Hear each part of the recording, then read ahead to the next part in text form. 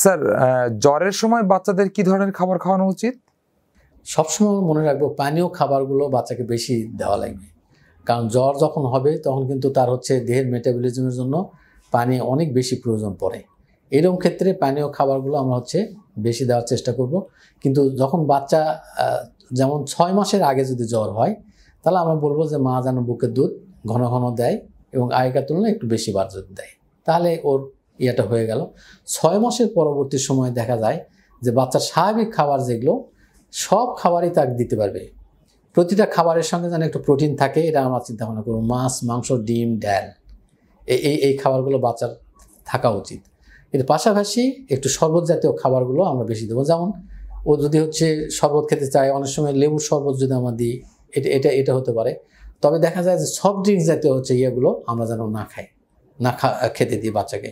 এগুলো দেখা যায় যে কিডনির উপর চাপ পড়ে, এগুলো না দেওয়াই ভালো। বাসার তৈরি করা আমরা যদি লেবুর শরবত যদি খেতে দিই, তাহলে এগুলো সেফ এতে থাকে। সাধারণত কোনো খাবার কি নিষেধ আছে সফট ড্রিঙ্ক ছাড়া, যে এটা দেওয়া উচিত না?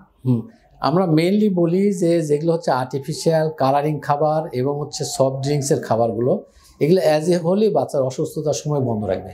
অ্যাজ এ হোল দেখা যায় যে যতগুলো কালারিং, এই যে দেখেন যে বাজারের হয়তো কোনো ড্রিঙ্কস কিনলো, জুস কিনলো, এগুলোতে কিন্তু কালারিং এজেন্ট দেওয়া থাকে।